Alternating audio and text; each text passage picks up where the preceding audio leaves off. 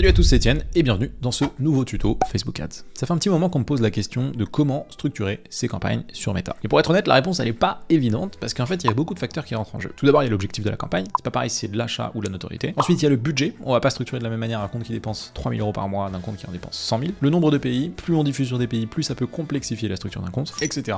etc. Donc pour faire simple, ce que je vous propose dans cette vidéo, c'est de vous détailler de la manière la plus exhaustive possible comment moi je m'y prendrai en fonction des différents cas de figure pour que vous puissiez vous y retrouver si c'est une question que vous vous posez. Avant de commencer, si tu découvres cette chaîne et que ce type de contenu te plaît, je t'invite à t'abonner puisque je poste très régulièrement du contenu éducatif. Et sinon, si cette vidéo t'a particulièrement plu ou que tu l'as appréciée, n'hésite pas à mettre un like et un commentaire, ça me permet de jauger de la pertinence de ce type de contenu. Et maintenant que c'est fait, on peut démarrer. C'est parti pour la vidéo du jour sur comment structurer ses campagnes Meta. Alors, j'ai des petites notes sur mon ordinateur, donc c'est normal si vous voyez baisser les yeux puisque je ne peux pas me rappeler de tout et ça me permet d'être plus précis dans ce que je vais dire. Donc déjà, je pense qu'il y a quelques petits fondamentaux qu'il faut rappeler avant de passer sur les différentes structures. Ce que je vais essayer de faire, c'est vous découper en gros les structures par volume de dépenses. C'est comme ça que j'ai pensé la vidéo. Mais avant ça, j'aimerais du coup préciser certains points qui vont être importants pour la suite de la vidéo et surtout qui peuvent prêter à confusion quand on ne connaît pas trop la plateforme. Donc déjà, il y a une première chose qu'il faut savoir sur Meta, c'est qu'il y a des objectifs de campagne qui sont très différents. Donc quand on ouvre le Business Manager, donc là je le fais pas mais vous pouvez le faire, vous avez plusieurs objectifs qui s'offrent à vous. Les principaux sont achat, prospect, téléchargement d'app, vous avez également engagement, interaction,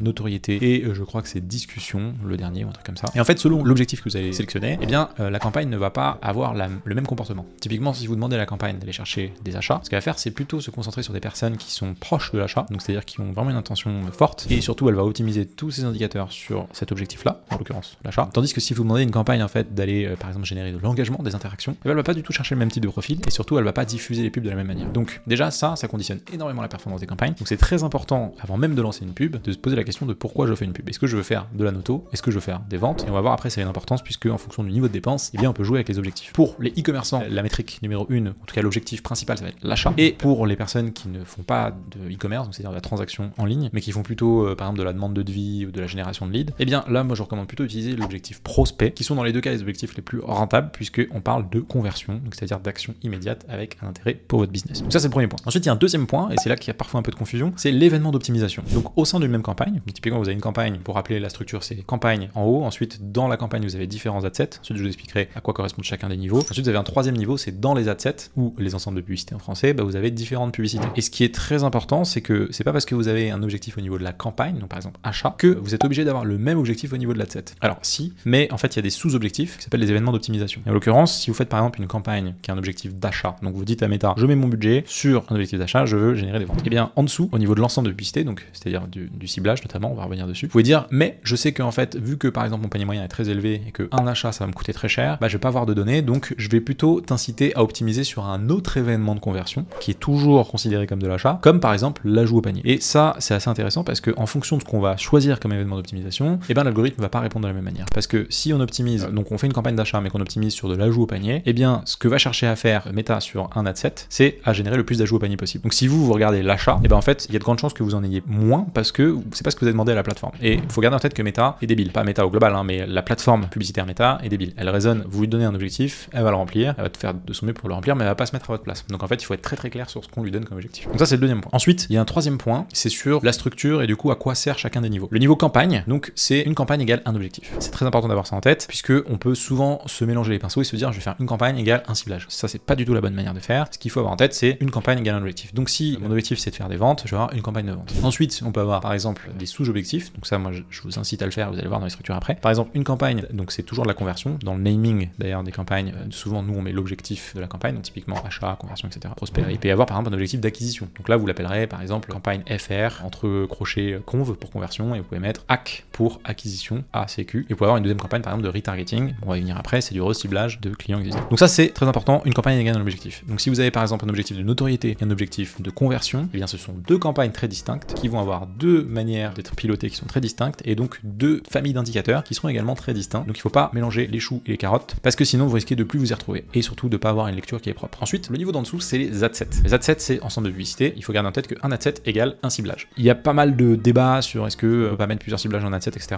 Moi, je pars du principe que c'est mieux d'avoir un seul type de ciblage par adset. Pourquoi? Parce que en fait, si vous mélangez tout, vous ne pouvez pas savoir ce qui fonctionne. Imaginez que vous avez 4 intérêts au sein d'un même adset. Vous avez un intérêt des gens, vous vendez je sais pas des sacs, et vous avez des gens qui sont intéressés par la maroquinerie, des gens qui sont intéressés par le luxe, des gens qui sont intéressés par les voitures de course, n'importe quoi, des gens qui sont intéressés par la mode. Vous mettez tout ça et ça vous fait une grosse audience. Et bah si ça marche, marche, tant mieux. Mais si ça marche un peu moins bien un jour, bah vous savez pas ce qui marche moins bien. Est-ce que c'est l'intérêt numéro 1, 2, 3, 4? Difficile. Donc en fait ça permet de scinder et surtout il y a une grosse importance notamment dans le message. Typiquement, imaginez que vous vendez, je sais pas, des chaussures mixtes, mais qu'en fait vous avez distingué que dans vos acheteurs vous avez des hommes et des femmes, qui est très probable. Et bien en fait, si vous avez les hommes et les femmes mélangés dans chacun des adsets, et bien ça peut marcher, mais du coup vous n'allez pas pouvoir personnaliser les messages. Donc c'est le niveau d'en dessous, la créa. Alors que si vous avez un adset égal les hommes de X âge en Ile-de-France et après vous avez le même, mais sauf que cette fois c'est que les femmes, et bien rien que là, vous voyez, on va s'adresser de manière un peu différente. Et après il y a un niveau encore un peu plus approfondi, mais c'est pas le sujet de cette vidéo, c'est les avatars. Donc c'est typiquement quel est mon persona. Persona c'est en gros la représentation fictive de mon client idéal. Et ça, du coup, ça peut être une manière d'utiliser les adsets. Donc on peut dire un adset égale un ciblage ou un avatar. Et par exemple, si vous vendez, je sais pas, de la nutrition sportive, et bien une de votre cible, ça peut être des personnes des cyclistes, mais ça peut aussi être des marathoniens, ça peut aussi être des ultra trailers. Et en fait, en fonction, ça va pas être le même type de ciblage qu'on va mettre, ça va pas être les mêmes publicités qu'on va lui afficher. Et donc c'est très important d'avoir cette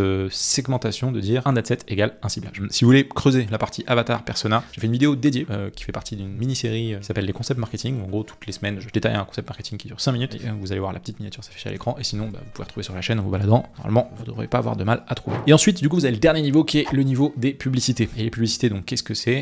C'est les créas. Donc, en gros, créa pour créative et donc création publicitaire. Hein. C'est en gros ce que vont voir les gens qui seront exposés à vos pubs. Et donc, ça, c'est très important puisque, en fait, c'est paramétré au niveau de l'adset. Et donc, c'est là que vous voyez la relation. Chaque adset a ses propres créas. Donc, c'est pas parce que vous avez 4 ciblages différents que vous êtes obligé de mettre les mêmes créas. On le verra dans les manières de tester. Ça peut avoir un intérêt, notamment pour savoir ce qui fonctionne mieux d'un ciblage à l'autre, à créa égal. Mais en gros, c'est pour rappeler que, en fait, pour chaque ciblage, donc chaque adset, vous pouvez diffuser des publicités qui sont différentes. Il y a une recommandation, c'est de pas avoir plus de 3 à 5 créas max qui tournent par adset. Pourquoi? Parce que Meta a la fâcheuse tendance à diffuser beaucoup sur les top créas et à ne pas diffuser sur les anciennes. Et aussi parce que sinon, c'est un effet de dilution de votre budget. Et comme tout algorithme publicitaire, que ce soit Google, Meta, TikTok ou autre, et bien en fait, ce que vous voulez, c'est chercher à simplifier au max votre structure, du moins au début. Pourquoi? Parce que ça vous permettra de collecter de la donnée. Je vous donne un exemple, ça va vous parler. Admettons que vous vendez, on va dire, je sais pas, des colliers en or qui valent à peu près 100 euros. En moyenne, vous estimez que en gros, pour faire une vente, ça va vous coûter, je sais pas, 30 euros. Donc ça fait en gros un coût d'acquisition à 30 euros. Vous voulez démarrer la publicité, vous avez un budget de 100 euros par jour. Donc 100 euros par jour, ça veut dire 3000 euros par mois. 100 euros par jour, si tout se passe bien dans le meilleur des scénarios, que vous avez une seule campagne, une seule créa, un seul adset, et bien en fait, ça vous permet de faire 3 ventes par jour. Si les résultats sont là. Si les résultats sont pas là, vous en ferez peut-être moins. Donc ça veut dire qu'en gros, pour avoir suffisamment de données pour être sûr qu'une créa fonctionne ou pas, nous on considère que la règle d'or, c'est un peu 3 fois le coût par acquisition cible dépensé sur une créa pour savoir si oui ou non la créa fonctionne. Je vais revenir sur la notion de coût par acquisition cible juste après. Donc vous voyez déjà avec une structure super simple, en fait en une journée vous avez que 3 ventes. Maintenant, admettons que vous ayez 3 campagnes. Donc déjà votre budget de 100 euros est divisé par 3. Donc vous avez 33 euros par campagne. Ensuite, si dans chaque campagne vous mettez 2 ciblages différents, du coup votre budget de campagne il va être réparti, en admettant que ce soit une répartition égale, il va être réparti entre les deux. Donc vous aurez 33 divisé par 2, vous aurez 16,5 euros par ensemble de publicité. Et si dans chacun de ces ensembles de publicité vous mettez en gros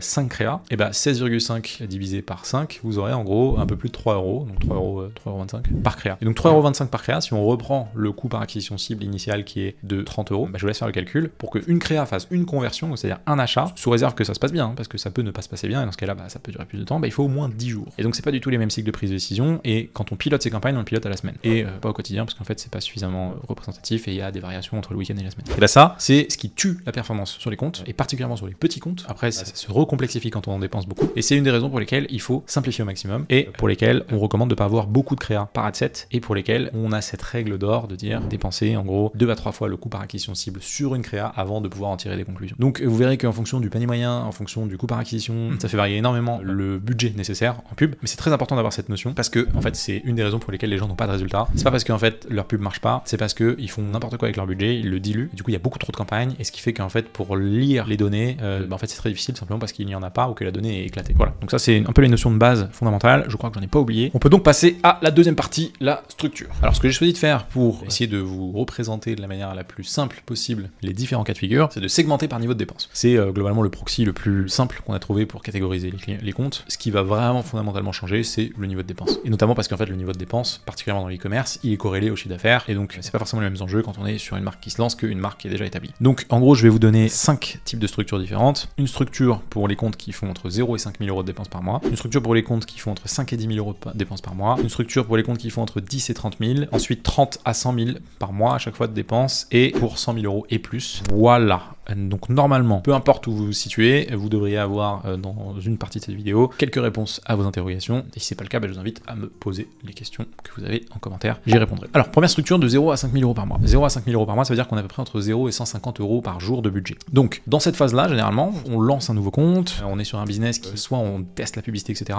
Ça veut pas forcément dire que votre business est nouveau, hein, mais ça veut dire que sur la publicité, du moins, sur ce compte-là, on démarre. Donc l'objectif, qu'est-ce que c'est? C'est de valider ce qui fonctionne. On n'est pas là pour scaler, on n'est pas là pour être super rentable dès le début, il faut garder ça en tête, hein. On est là pour trouver ce qui fonctionne le plus rapidement possible. Donc, moi, ma recommandation, c'est de pas trop se prendre la tête, de pas rentrer dans des considérations de attends, on fait du testing, on segmente, etc. Ça, en vrai, c'est beaucoup trop tôt. Je pense que ce qu'il faut ici, c'est penser simple. Donc, typiquement en e-commerce, ce qu'on va recommander, c'est une campagne d'acquisition, donc avec la grande majorité du budget, typiquement 90% voire plus. L'idéal, ce serait d'avoir un seul ad set, hein. Par exemple du broad. Donc, broad, c'est ciblage large, et vous pouvez mettre juste des critères sociaux-démo, donc homme, femme et tel âge. Et ensuite, vous pouvez mettre, si vous voulez, un deuxième ad set, éventuellement intérêt, par exemple, avec un intérêt qui correspond à votre avatar principal. Pensez quand même à garder en tête ce qu'on a vu juste avant, à savoir que plus on ajoute d'adsets, plus on dilue le budget. Donc, en fonction de votre budget et de votre coût par acquisition cible, c'est très important de pas créer trop de campagnes, ni d'adsets. Le CPA cible, du coup, je vous en ai pas parlé, mais je vais refaire une petite digression dessus. En gros, le CPA cible, c'est le coût par acquisition, donc c'est combien vous payez pour acquérir un client. Et souvent, il est corrélé au panier moyen. Plus la valeur d'un achat est élevée, plus le coût d'acquisition sera élevé. Si vous vendez des meubles à 10 000 euros, eh bien, il y a peu de chances que ça vous coûte aussi cher d'acquérir un client que si vous vendez des pots de peinture à 25 euros. Et en gros, c'est ça qui va vous donner un peu l'équation et qui va vous permettre de placer le curseur. Vu qu'on a cette règle, il faut au moins 3 fois le coût par acquisition pour savoir si une créa fonctionne. Faites le calcul, si votre coût d'acquisition il est à 30 euros, bah il vous faut en gros au moins 190 ou 100 euros dépensés sur une créa pour savoir, donc ça vous donne quelques ordres d'idées sur vos budgets. Par contre, si vous faites par exemple de la génération de prospects ou de leads, bah ça peut être beaucoup moins parce que typiquement ça peut coûter 4, 5, 6 euros de générer un lead. Donc vous voyez, en gros, vous allez beaucoup plus vite récolter de la data. Bref, je referme la parenthèse, mais ça vous donne des infos là-dessus. Je crois que j'ai d'ailleurs fait une vidéo aussi là-dessus sur calculer son CAC cible ou son ROAS cible. Si vous ne la trouvez pas, eh bien je vous invite à faire un petit tour sur la chaîne. Normalement, elle y est. Donc on revient sur la structure. On est au départ, on dépense entre 0 et 150 euros au jour. On cherche à avoir ses premiers résultats, à valider ce qui fonctionne, etc. Donc là, moins de campagne, une campagne d'acquisition avec 1 ou 2 adsets max, et dedans vous mettez peu de créa. Et moi, ce que je vous recommande, c'est en gros de tester des formats qui sont simples, typiquement les formats statiques, etc. Et surtout en fait de se focaliser sur ce que vous savez vend déjà. Le raisonnement, c'est de dire en fait la pub c'est pas magique, ça vous permet pas de identifier, ça va pas vous aider à vendre quelque chose qui se vend pas. Donc ça va plutôt en gros amplifier ce qui se vend déjà, mais pour éviter de vous rajouter une complexité, donc une variable dans l'équation, c'est est-ce que ce produit se vend ou pas. Moi, je vous recommande de commencer par votre best-seller. Vous savez que ça se vend déjà. En fait, les gens viennent pour ça. Comme ça, vous êtes sûr que ça se vend, et donc si ça marche pas, c'est juste que la pub est pas bien faite. Donc vous voyez, c'est beaucoup plus simple que se dire ah, si ça marche pas, est-ce que c'est la pub, est-ce que c'est mon produit, est-ce que c'est l'offre. Voilà. Donc point de départ, prenez quelque chose qui fonctionne. Et ensuite, optionnel, vous pouvez rajouter une campagne de retargeting. Moi, je le recommande uniquement aux marques qui ont déjà du trafic. Pourquoi? Parce que retargeting, en fait, ça va recibler les personnes qui ont déjà visité votre site ou qui ont consulté, par exemple, vos contenus sur les réseaux sociaux. Si vous êtes une marque qui démarre, bah, en fait, ça sert à rien parce que vous n'avez pas de trafic et ça viendra en temps 2. Par contre, si vous êtes une marque en fait qui démarre la publicité mais qui a déjà un business qui tourne avec du trafic, par exemple organique, bah, je vous recommande de le faire. Pourquoi? Parce que ça, c'est des audiences chaudes qui vont tout de suite avoir une intention d'achat qui est beaucoup plus forte parce qu'elles vous connaissent déjà, elles ont déjà interagi avec vos produits et potentiellement avec votre site. Et en fait, c'est juste que je sais pas, pour une raison X ou Y, elles sont pas passées à l'action. Et donc là, vous pouvez mettre une petite campagne de retargeting avec pas beaucoup de budget, 10-20% en fonction du volume de trafic. Et dessus, vous mettez des créas. Au début, ça sert à rien de segmenter. Vous mettez un ciblage tous les visiteurs et vous pouvez mettre des créas très simples avec, par exemple, je sais pas, une offre commerciale un peu agressive, moins 10-20% sur la première commande. Ça peut être des avis clients, ça peut être des témoignages, ça peut être des choses en gros qui lèvent les objections pour faire passer les gens à l'action. Ça marche très bien l'offre, donc urgence rareté avec un petit code promo généralement, ça fait passer les gens à l'action. Faut pas trop en abuser hein, et surtout pas en acquisition parce que vous voulez pas acquérir les gens pour le prix, vous voulez acquérir les gens avec des arguments de vente qui sont plus profonds. Donc ça c'est pour la partie e-com. Et si vous faites de la génération de leads, bah moi je vous recommande même pas de vous prendre la tête avec le retargeting. D'expérience, le lead c'est souvent des besoins qui sont très binaires. J'ai besoin de je sais pas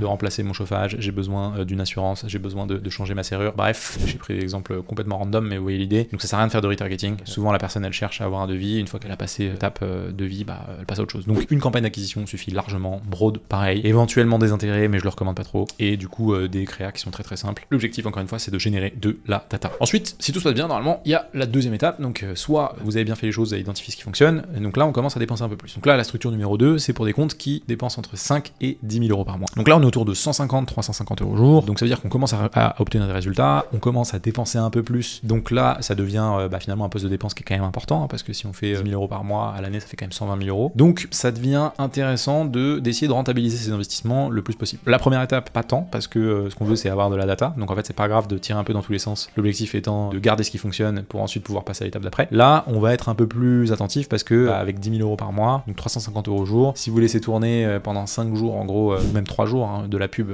qui fonctionne pas, bah vous allez vite dépenser 1000 balles dans le vent. Donc ici, moi ce que je recommande, c'est de garder la structure de base, donc avec une campagne d'acquisition. Généralement, si vous êtes à ce niveau de dépense, ça veut dire que vous avez du trafic qui arrive sur votre site. Donc là, la campagne de retargeting devient essentielle, notamment parce que même si c'est pas des gros budgets, parce qu'en fait, les personnes qui sont chaudes, il faut les recibler. Et donc là, c'est assez intéressant. Mais on n'est toujours pas dans la segmentation, sauf si vous avez vraiment des gros volumes de trafic. Segmentation, c'est en gros, est-ce que je découpe mes audiences par visiteurs, ajout au panier, ou consulter les pages produits, etc. En vrai, vous pouvez faire le test. Créer les audiences dans Meta, ça coûte rien. Surtout si vous êtes sur Shopify, ça se fait assez bien nativement. Et vous voyez les volumes. Si c'est des petits volumes, donc quelques milliers de personnes, vous vous embêtez pas. Si c'est en fait intéressant parce que vous avez un gros trafic, je sais pas, SEO ou autre, alors oui, ça peut avoir du sens. Et dans ce cas-là, même peut-être d'ajouter un poids plus élevé au retargeting. Pourquoi? Parce que, en fait, c'est des campagnes qui vont être mathématiquement rentables, puisqu'on va pas chercher des nouvelles personnes qui vous connaissent pas, on va chercher des gens qui juste sont pas passés à l'action, comme j'ai expliqué juste avant. Donc là, on continue à faire en gros ce qu'on a fait. Et ce qui va être intéressant, c'est de commencer à ajouter une logique de testing. Donc là, le testing, c'est en gros, je sais ce qui fonctionne, mais en fait, ce qui fonctionne va pas fonctionner toute ma vie. Donc, je commence à intégrer des nouveaux éléments créatifs pour essayer de trouver la prochaine créa qui va me permettre de passer un cap. Sur Meta, c'est très simple. Ce qui permet d'augmenter les dépenses, c'est trouver des créas qui permettent de scaler. Donc, ce qu'on appelle les créas winners.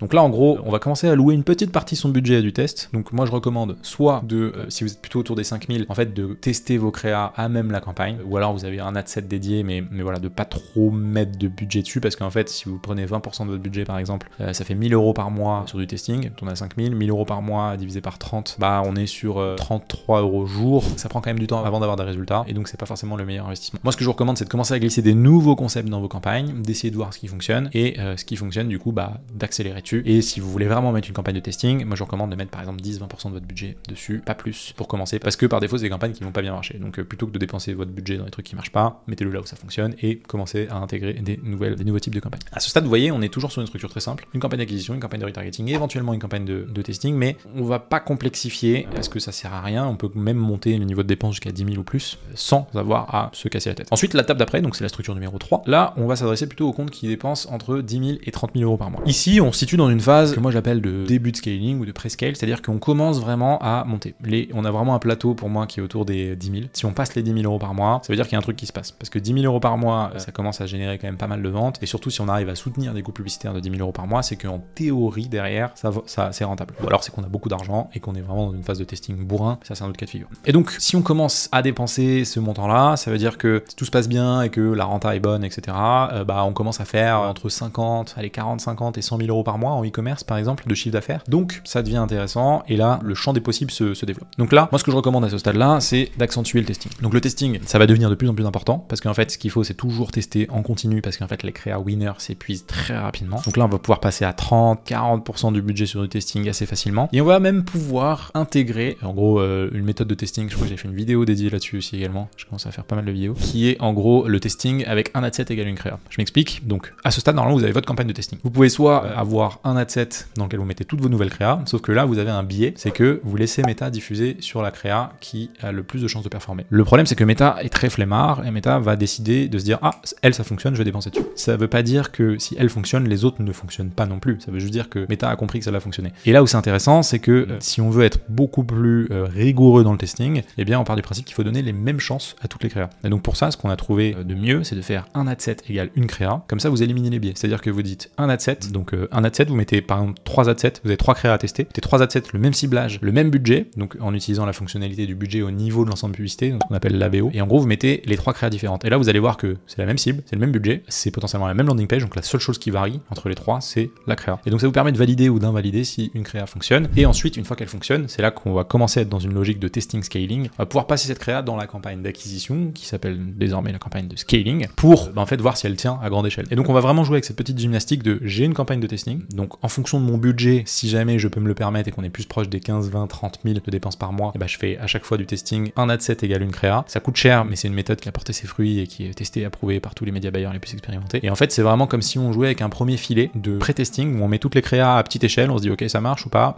ok, ça marche très bien, on prend les winners de ce première phase de test et hop, on les bascule dans la campagne de scaling. Et dans la campagne de scaling, en théorie, qui elle fonctionne déjà bien, bah si la créa fonctionne bien à grande échelle, elle va se faire une place et donc elle va dépenser, ce qui va permettre d'élargir le périmètre de personnes auxquelles on va s'adresser. Et donc ça, c'est la différence fondamentale. Quand on commence à scaler, en fait, on intensifie le testing pour trouver des winners qui permettent de prendre leur lait sur celles qui commencent à être épuisées et du coup augmenter les dépenses comme ça. Donc ça, c'est la logique principale. Et ensuite, si on veut aller un peu plus loin, vu qu'on commence à dépenser, donc ça veut dire qu'on a de plus en plus de trafic, et bien là, on peut aussi commencer à segmenter son retargeting. Donc moi, ce que je recommande, c'est de créer des poches qui sont un petit peu moins larges, parce que ce qui est intéressant, c'est de se dire au début, on n'a pas beaucoup de trafic, donc en fait, les visiteurs, ça sert à rien de les distinguer parce qu'il n'y a pas n'y a pas beaucoup de data. Par contre, quand on commence à avoir de la data, une personne qui a juste visité la homepage, c'est très différent d'une personne qui a ajouté au panier, et potentiellement, les personnes qui ont ajouté au panier, elles, c'est celles qui ont le plus de potentiel de conversion, donc je vais mettre mes efforts dessus. C'est ça la segmentation, et c'est ici que ça devient utile. Donc vous pouvez commencer à le faire, par exemple, avec les ajouts au panier et les visiteurs hors ajout au panier. Donc ça vous donne deux bassins qui sont un peu moins chauds, enfin, un plus chaud et un peu moins chaud. Et vous pouvez même ajouter un autre ad set, si vous voulez, qui est ce qu'on appelle les social engagers, donc c'est toutes les personnes qui ont interagi avec vos contenus sur les réseaux sociaux, en vidéo, en like, en interaction, commentaires, etc. Voilà un peu pour la partie retargeting. Et du coup, si vous avez en fait des clients existants, parce que normalement, si vous dépensez ça, vous commencez à avoir pas mal de clients, et tout bon e-commerce qui se respecte a en fait de la récurrence, c'est-à-dire que les gens achètent une fois, mais potentiellement, s'ils sont contents, ils achètent 2, 3, 4, 5 fois, tout dépend de ce que vous vendez. Si vous vendez des pianos, il y a peu de chances que les gens rachètent dans les 3 ans à venir. Mais pour 80% des e-commerçants, le réachat fait partie intégrante de l'équation économique. Et donc, en fait, ce que vous voulez, c'est pousser au réachat. Donc vous avez bien évidemment votre stratégie email, SMS, CRM, donc ça c'est très important, mais ça coûte rien d'avoir un petit filet de dépenses sur ce qu'on appelle une campagne de rétention. Donc vous ajoutez en gros votre base client que vous importez dans Meta. Donc vous mettez un fichier avec tous les emails, etc. Meta matche ça avec sa base d'utilisateurs. Il va se dire voilà, sur 100 000 clients, moi j'en ai trouvé 70 000. Qu'est-ce qu'on en fait? Et vous créez une campagne dédiée. Vous mettez 70 000 dans un ciblage où vous ne ciblez que ces personnes-là. Vous excluez si vous voulez les acheteurs récents pour pas les spammer. Et dessus vous envoyez des pubs qui sont dédiées à des personnes qui vous connaissent déjà. Et en l'occurrence là, ça va être très intéressant parce que vous allez avoir des ROAS et des performances qui sont très très bonnes là-dessus, puisque c'est des personnes qui sont déjà clientes. Et en plus, ça peut avoir un effet bénéfique, c'est que sur vos pubs, vos clients, s'ils sont satisfaits, ils peuvent laisser des commentaires ou des likes. Et donc du coup, ça donne encore plus de poids à vos pubs si vous les partagez avec en utilisant l'ID du post. Donc ça, c'est une bonne pratique aussi. Et bien en fait, ça peut avoir un effet positif sur l'acquisition, puisque vous avez des commentaires de gens satisfaits, et cette pub en fait, elle est vue par des personnes qui ne vous connaissent pas. Donc eux, ils voient un truc, ils se disent ça a l'air cool, ils regardent les commentaires, ils se disent ouais putain, tout le monde est content. Potentiellement, ça augmente le taux de clic, et si votre taf est bien fait sur le site, ça augmente le taux de conversion. Voilà. Et donc cette logique de testing scaling, ça devient vraiment important. Et la campagne de scaling, en fait, là il y a plusieurs écoles, soit on scale classiquement en broad, soit donc broad c'est ciblage large. Il y a aussi des nouveaux types de campagnes, enfin nouveau, ça fait quand même 1 an et demi maintenant, mais c'est les ASC, donc Advantage Shopping Campaign de Meta. Et elles ont l'avantage de pouvoir soutenir plus de créa et surtout d'être quasi automatisées. Donc moi ce que je recommande, c'est d'utiliser en fait super campagne de scaling dans laquelle on ne met que les top créa. Donc on sait qu'on a notre testing, notre scaling, et en fait on a souvent des 2-3 créa winners qui se démarquent, et en fait on les met dans cette campagne là, et elle on sait qu'elle va diffuser que sur des top créa et on peut dépenser dessus. Il y a aussi une question qui revient souvent à ce stade, c'est comment faire pour ne pas couper une pub qui tourne. Parce qu'en fait ça peut arriver que vous avez une pub qui tourne bien en testing, vous la passez en scaling, et en fait elle a des moins bonnes perfs en scaling qu'en testing parce qu'elle a pas l'historique qu'elle a déjà eu sur le testing. Et en gros, nous ce qu'on a trouvé comme parade à ça, c'est pas le plus pratique parce que ça demande un peu de gymnastique intellectuelle, mais en gros c'est plutôt que de la couper. Il y a une règle d'or sur Meta, c'est de jamais couper une créa qui fonctionne, enfin jamais couper quelque chose qui fonctionne dans tous les cas. Et bien en fait c'est de la laisser où elle est et de transformer cette campagne là ou cet ad set là en ad set de scaling, c'est-à-dire vous mettez un naming différent, etc. et vous savez que cette campagne là c'est plus du testing, et du coup de reconstruire votre structure autour. Donc typiquement si vous avez une campagne de testing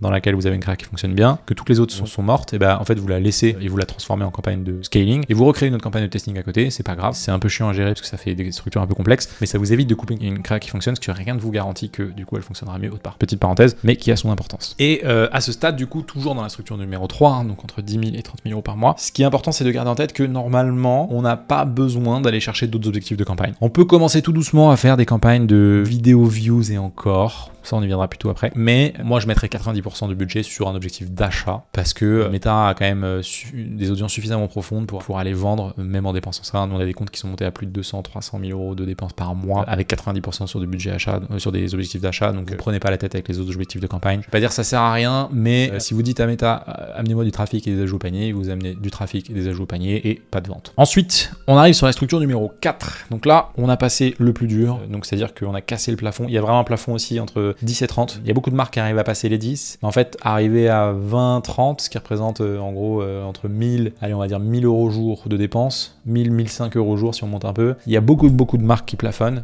parce que ça devient très difficile après d'aller chercher de l'incrémental. Et je vais vous expliquer pourquoi, et je vais essayer de vous guider sur comment faire pour passer à l'étape 4. Donc la structure numéro 4, c'est pour les comptes qui dépensent entre 30 000 et 100 000 euros par mois. Donc là en fait ce qu'il faut garder en tête, c'est que ça ne change pas fondamentalement en termes de structure, c'est juste qu'on va venir ajouter en fait d'autres types de campagnes. En gros ce qui se passe à ce niveau-là, c'est que les étapes d'avant, vous avez déjà en gros exploité tout le pool, donc c'est-à-dire le bassin d'audience d'acheteurs potentiels immédiats. Et on l'estime en gros à 3%, j'ai fait une vidéo dédiée dessus, d'ailleurs qui s'appelle la Buyer Pyramid, c'est le 3e placement de vidéo que je vous fais dans cette vidéo. Mais pareil, la petite miniature va s'afficher à l'écran. Et en gros ce que ça dit, c'est que il y a 3% du marché qui est aujourd'hui en phase d'achat immédiat, peu importe le secteur d'activité. Donc ce que ça veut dire, c'est qu'il y a 97% de vos acheteurs potentiels, donc qui sont dans votre cible, qui aujourd'hui ne sont pas prêts à sortir leur carte carte bleue pour acheter. Et donc toutes ces personnes-là, elles sont pas du tout réceptives à des arguments de vente qui sont commerciaux, typiquement le prix, le produit, la preuve sociale, etc. Ça, c'est des choses qui ne les intéressent pas. Pourquoi? Parce qu'en fait, ils n'ont pas besoin d'acheter maintenant. Ou en tout cas, ils n'ont pas pris conscience du fait qu'ils ont besoin d'acheter maintenant. Donc c'est comme si vous, dans votre tête, ça fait 2-3 semaines que vous dites, tiens, mon téléphone il est un peu cassé, pourquoi pas un jour changer? Et bien en fait, s'il y a quelqu'un qui vous dit, achète maintenant, c'est moins 20%, il faut absolument que tu passes à l'action avant ce soir et qui t'envoie plein de pubs, bah vous allez vous dire, ouais, mais en fait c'est pas urgent, donc laisse-moi tranquille, tu vois. Et en fait, ces personnes-là, ça veut pas dire que vous pouvez pas les capter, c'est-à-dire qu'il faut les capter différemment. Et là, ça devient intéressant parce que ça doit se refléter en fait dans la structure de campagne. Donc déjà sur la base, donc tout ce qui est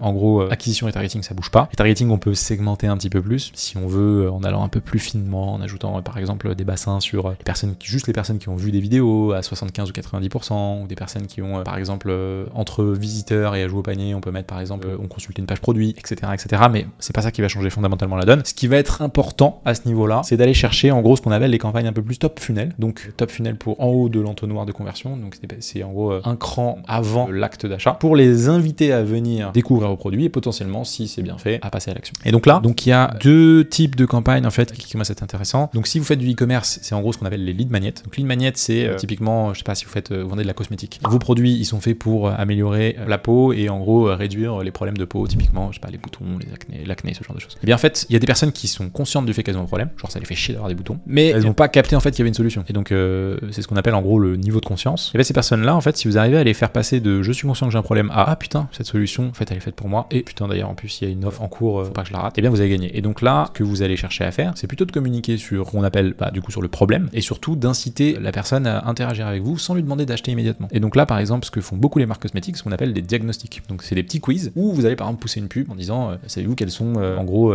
est-ce que votre peau est bien, est-ce que votre peau est lisse, à votre avis quelle est votre note de 0 à 10, etc. Hop, elles cliquent, elles font un petit diagnostic et à la fin du diagnostic, c'est ludique, etc. Et bah qu'est-ce qui se passe? Vous leur automatiquement on lui suggère une combinaison de produits qui est faite pour elle et qui est adaptée, blablabla. Alors rien qu'avec ça, vous allez pouvoir toucher une audience un peu plus large. Donc ça c'est le premier type de campagne, ce qu'on appelle les lead magnets. Donc ça se pilote un peu différemment, c'est un objectif de prospect. Du coup ça implique d'avoir un tunnel de conversion qui est un peu différent. Et après vous avez aussi par exemple donc ce qu'on appelle les landing pages, donc un peu plus top funnel également. Donc ça reste toujours des campagnes d'achat puisqu'on ne va pas chercher à faire du trafic ou ce genre de choses. On n'est pas encore à ce stade-là, ça viendra plus tard. Et là en l'occurrence, ce qu'on va chercher, c'est encore une fois à les taper un peu plus large en adressant par exemple le problème de la personne, mais sans lui vendre tout de suite la solution. Donc c'est un peu la même logique que le diagnostic, mais typiquement si je sais pas, vous avez un produit qui résout les problèmes d'acné, et bien quelque chose qui marche beaucoup en acquisition qui s'appelle le listicle. Listicle, c'est en gros, je sais pas si vous avez déjà vu, mais c'est par exemple des articles ou des pages qui disent voilà les 3 raisons de, ou les 5 raisons de, ou les 7 raisons de, blablabla. Et typiquement, vous pouvez créer une page qui explique les 5 raisons à la source de l'acné. Et c'est vraiment une page purement informative, pas bullshiter, faut dire des choses qui sont vraies. Et dans cette page, en fait, vous allez juste expliquer à la personne pourquoi, en fait, elles ont de l'acné. Donc 1, mauvaise hydratation de la peau, 2, je sais pas, utilisation de produits qui sont trop agressifs, 3, excès de sébum parce que je dis n'importe quoi, mais bref, voilà. Et en fait, à chaque fois, vous allez progressivement l'emmener, donc c'est tout un travail de copywriting, vers finalement le passage à l'action en disant, elles prennent conscience qu'en fait, dans les raisons qui font qu'aujourd'hui elles ont de l'acné, il y a des choses qui peuvent être améliorées et qui peuvent être améliorées entre autres grâce à votre produit. Et là, vous allez glisser votre produit très subtilement et donc pousser la personne à cliquer pour aller se rendre sur la page produit et bénéficier d'une offre. Et en fait, ça va se refléter en pub. En pub, pareil, vous n'allez pas chercher à vendre, vous n'allez pas du tout parler au client en lui disant, voilà, je vends des produits à moins 10% ou j'ai une routine qui est trustée par 90 000 clientes satisfaites. En fait, ça, il s'en fout le client parce qu'il est même pas à ce stade-là. Lui, il sait même pas qu'il a un besoin, il sait même pas que vous avez une solution. Ce qu'il voit, c'est juste qu'il a l'acné et qu'il aimerait bien comprendre pourquoi. Et bien, donc, dans les pubs, ça va se refléter comme ça. Je vais pas vous parler de comment construire des pubs efficaces, mais par exemple, ça peut être une accroche avec, on met un zoom sur de l'acné et ensuite on dit, saviez-vous que les raisons principales de l'acné sont blablabla, et ensuite on incite à cliquer. Donc ça peut être une manière de faire. Et ce qu'on va chercher, c'est vraiment à capter l'attention, hop, faire descendre tout doucement les personnes dans l'argumentaire de vente, mais sans que ce soit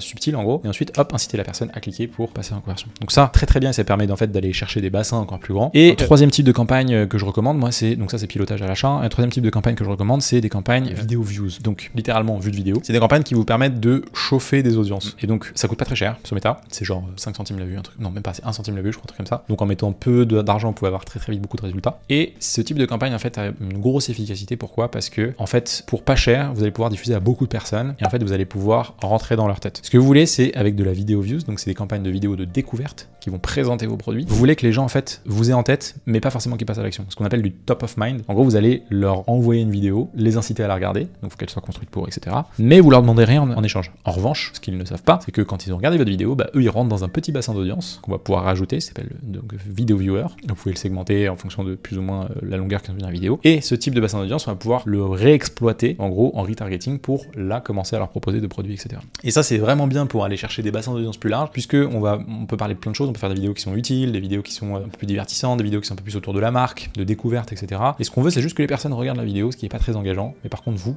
permet d'avoir de la data et potentiellement de les retargeter derrière. Donc ça fait partie des 3 types de campagnes qui viennent s'ajouter à cela. Il n'y a pas de règles sur le volume de budget qu'il faut y allouer, etc. Ce qu'il faut, c'est juste garder en tête que ce qui vous a permis de passer de 0 à 10 et peut-être même de 10 à 30, en fait ça vous permettra pas de passer de 30 à 100. Et donc du coup, il faut aller chercher justement les 97% des personnes qui ne sont pas réceptives à ça. Sinon vous allez plafonner comme tout le monde et en fait vous allez augmenter vos budgets. Ce qui va se passer, c'est que vos ROAS ils vont diminuer, donc vous allez baisser vos budgets et vous serez bloqué ad vitam aeternam là-dedans. Je l'ai vu des dizaines et des dizaines de fois et c'est comme ça qu'on arrive à débloquer ce type de situation. Et ensuite du coup vous avez enfin la 5e structure et je vais clôturer là-dessus puisque cette vidéo commence à être très longue, mais globalement la 5e structure c'est 100 000 € par mois et plus. Donc là on arrive vraiment sur des gros comptes, un gros compte dans le e-com, hein, parce qu'après il y a des comptes, moi à l'époque où je travaillais chez Meta, j'avais des comptes qui dépensaient plusieurs dizaines de millions d'euros à l'année, donc ça c'est complètement des autres structures, mais bref là je vous parle vraiment de e-com. Et donc là en fait on va pouvoir vraiment s'amuser un petit peu plus sur les types de contenus. Donc on va déjà pousser ce qui fonctionne, multiplier les types de listicle, de landing page, top funnel, etc. On va pouvoir ajouter des campagnes de notoriété. Donc là encore une fois c'est même un cran au-dessus. C'est typiquement l'objectif, c'est pas de faire de la vidéo vue. Vidéo vue c'est engageant, hein, c'est une interaction. Donc c'est quelqu'un qui regarde votre vidéo. Notoriété c'est juste un objectif de couverture. La couverture c'est genre je veux juste toucher plein de gens. Et ça typiquement on va être sur des formats qui sont beaucoup plus courts, des formats qui sont même peut-être statiques ou du motion. Et là on va juste essayer de faire passer un message très rapide en mode par exemple telle marque est spécialiste dans XY. Hop, comme ça en fait les gens ils vous voient. Et ce que vous voulez c'est juste faire de l'impression, ça s'appelle de la fréquence de répétition, pour que les gens mémorisent votre marque, mais on n'attend absolument rien en retour sur investissement dessus. On va pouvoir aussi ajouter des fonctionnalités un petit peu plus avancées. Donc typiquement sur du testing, on va pouvoir utiliser ce qu'on appelle le scaling horizontal. Donc par exemple c'est plutôt que d'augmenter les budgets de 20% tous les 3 jours, ce qui est la recommandation de Meta, en fait on va pouvoir dupliquer horizontal. Donc en fait on va pouvoir par exemple dupliquer une campagne, dupliquer un ad set, et en fait ça va beaucoup plus vite. Typiquement si vous dupliquez un ad set, vous doublez le budget instantanément. Donc ça c'est des trucs qu'on peut tester. Pouvoir tester du cost cap. Donc cost cap c'est genre mettre un coût d'acquisition cible et de mettre budget illimité, et vous dites en gros à la campagne tant que tu arrives à atteindre mon objectif, en fait tu peux y aller, tu peux dépenser. On va pouvoir segmenter encore plus son retargeting, on va pouvoir augmenter la proportion de budget qu'on met sur de vidéo views et sur des campagnes top funnel, etc. Et bref, c'est des architectures qui sont un petit peu plus complexes, mais globalement pour arriver à ce stade là il faut déjà avoir passé toutes les étapes préalables. Et souvent sur ce type de structure en fait ça se complexifie encore plus parce qu'il y a beaucoup de campagnes à gérer, et donc c'est souvent un peu des architectures qui demandent beaucoup de travail et surtout de maintenance, puisque un compte Meta, contrairement à ce que beaucoup de personnes voudraient nous faire penser, nous laisser penser, ça ne se gère pas tout seul, ça demande d'être constamment derrière les budgets. Plus on dépense, plus les cycles de décision sont courts, donc en fait plus il faut mettre de taf derrière, il faut être super réactif, parce que quand on dépense 200 000 € par mois, allez 300 000 € par mois, ça fait 1000 € au jour, non ça fait 10 000 € au jour, je vous laisse faire le compte, hein. Si vous laissez tourner un week-end où ça marche pas, ça fait mal. Donc voilà, en gros dans les grandes lignes. Et oui, et il y a quand même aussi une logique de plus on dépense, plus le pourcentage de dépenses qui va passer sur du testing devient important, et plus le volume de créa qu'on va devoir tester est important aussi. Et il y a une manière assez simple de comprendre ça, c'est que en fait si aujourd'hui votre budget vous permet de diffuser auprès de n'importe quoi 1000 personnes, et demain en fait si vous faites x10 sur votre budget, vous allez diffuser auprès de 10 000 personnes, et bien en gros vous avez besoin pour toucher ces 10 000 personnes qui en plus sont sûrement dans des bassins d'audience et ce sont des avatars qui sont différents, donc qui ont des problématiques différentes. Là vous avez besoin de 10 fois plus de créa, parce que c'est pas aussi mathématique que ça, mais parce qu'il y a beaucoup de chances que les premières soient épuisées, surtout qu'elles ne vous permettent pas d'aller toucher ces personnes supplémentaires. Donc il y a vraiment une corrélation entre investissement et volume de production de créa. C'est pour ça que les marques qui arrivent à le plus à scaler, faut qu'elles soutiennent en créa. Et c'est utopique de penser que on va pouvoir garder une ou deux créas du début quand on fait 5-10 000 par mois et monter à 50-60 000 de dépenses. Ça n'arrive jamais. Et si ça arrive, c'est très exceptionnel et ça tient pas dans la durée. On peut pas scaler un compte avec une seule créa. Il faut beaucoup de créa, beaucoup de tests, beaucoup d'angles créatifs, de recherche, d'itération, de déclinaison, de variantes. Bref, je rentre pas dans les détails parce que c'est pas le sujet de la vidéo, mais ça vous donne au moins une petite overview aperçu des différents types de structures en fonction du volume de dépenses. Voilà, j'avais prévu de faire une partie sur les questions fréquentes, mais je vais aller très vite dessus, comme ça vous les avez. Donc répartition budgétaire, on a déjà couvert. Comment faire pour l'international? Alors très bonne question. Si un objectif dédié par pays, alors segmenté, donc c'est-à-dire un pays égale une campagne. Si en fait il n'y a pas vraiment d'objectif, que vous voulez juste en gros dépenser sur l'international, moi je vous recommande en fait de rapprocher au maximum les pays dans une même campagne, particulièrement si vous avez des pays anglophones, mettez-les tous dans une campagne anglophone, si vous avez des pays Espagne, etc. Hispanophones. Pourquoi? Parce que en fait sinon ça va vous faire encore une fois cet effet de dilution de budget, ça va être compliqué à piloter. En fait admettons que vous dépensez 10 000 € par mois sur un pays, si vous avez 10 pays et que vous voulez à chaque fois avoir, donc déjà ça fait 10 campagnes d'acquisition, si vous avez multiplié par le nombre de campagnes, un petit peu comme retargeting, testing, en fait ça vous fait vite 30 campagnes, c'est des usines à gaz, ça justifie pas d'avoir en fait autant de campagnes. Donc moi je vous recommande d'être plutôt light là-dessus et surtout de procéder intelligemment, c'est-à-dire si à un moment vous voyez qu'il y a un pays qui commence à prendre beaucoup d'ampleur, oui sortez-le, faites-en une campagne dédiée, mais par exemple si vous avez du retargeting, faites-le pour tous vos pays pays, mettez des campagnes même limite en anglais pour tout le pays, c'est pas très grave au début. Ce que vous voulez, c'est juste y aller progressivement et pas tout de suite construire une machine de guerre, ça sert à rien. Mieux vaut se focaliser sur ce qui fonctionne et ensuite passer à un autre marché. Une autre question, c'est combien de campagnes faut-il au maximum? Alors ça, c'est assez compliqué parce qu'il n'y a pas de réponse. En vrai, il y a des gens qui vous diront une campagne ça suffit largement. Moi, je pense que c'est faux. C'est impossible de scaler un compte qui dépense 300 000 € par mois juste avec une campagne. D'ailleurs, plus c'est intéressant parce qu'en gros, moins le compte dépense, plus la structure est simple. Plus le compte dépense, plus la structure est complexe. On pourrait penser que c'est l'inverse parce qu'en fait, on a beaucoup de data, etc. Bah non, moi je le vois, les comptes qui dépensent 50, 100 000, souvent par mois, c'est pas rare qu'elles aient au moins 8-10 campagnes actives en simultané sur un seul pays. Donc je vais s'imaginer sur plusieurs pays. Donc voilà, il n'y a pas de vraie réponse. Mais ce qu'il faut garder en tête, c'est toujours cette notion de dilution de budget. Il faut savoir si on segmente pourquoi et essayer de le limiter au mieux parce que sinon il y a un risque quand même que en fait ça vous aide pas et ça vous fasse dépenser beaucoup d'argent là où c'est pas nécessaire. Et sinon, quels indicateurs regarder? Alors ça, j'ai fait une vidéo dédiée pareil sur tous les indicateurs à regarder, mais juste je vais vous donner rapidement les 3 familles d'indicateurs, les indicateurs macro. Donc ça c'est au niveau de votre business, hein. C'est globalement quel est le chiffre d'affaires que je génère versus le budget publicitaire que je mets, donc ça s'appelle le MER. Quel est le coût d'acquisition de nouveaux clients? Donc sans regarder dans Meta, hein, je parle vraiment de vous diviser votre budget publicitaire total par le nombre de nouveaux clients, et ça vous pouvez le regarder à la semaine, au mois, à la journée, et ça vous donne une vision de votre CAC. Ça permet de calculer par rapport à votre panier moyen, votre rentabilité, votre LTV, tout ça. Ensuite, il y a des indicateurs primaires dans la plateforme. Donc là, en l'occurrence, c'est tout ce qui est conversion, donc coût d'acquisition, donc CPA, ROAS, taux de conversion, coût par jour au panier, etc. Donc ça vous permet de savoir vraiment directement si la campagne est performante. Et ensuite, vous avez les indicateurs secondaires, donc qui vous permettent de savoir donc si vous avez une campagne qui est performante, mais vous voulez creuser sur comment on peut l'améliorer. Et bien là, vous pouvez aller par exemple au niveau taux de clic, au niveau du hook rate, donc c'est-à-dire le nombre de lectures à 3 secondes divisé par les impressions. Vous pouvez aller au niveau du hold rate, donc c'est le nombre de personnes qui regardent votre vidéo au moins 15 secondes. Vous pouvez aller chercher un peu du côté de la répétition, du coût par clic, coût par visite, etc., etc. Bref, je ne vais pas rentrer dans les détails, mais tout ça vous permet de jauger si à tous les niveaux de l'échelle, donc depuis le plus micro jusqu'au plus macro, si votre campagne performe. Voilà, c'est tout pour cette vidéo qui était très très longue. Bien évidemment, si vous avez des questions, posez-les-moi en commentaire. J'y répondrai. Et voilà, j'espère que ça vous a plu, que ça a répondu à beaucoup de vos interrogations et surtout que ça vous a été utile. Voilà, c'est tout pour moi. Je vous souhaite à tous une bonne journée ou une bonne soirée et je vous dis à très vite. C'était Étienne. Ciao.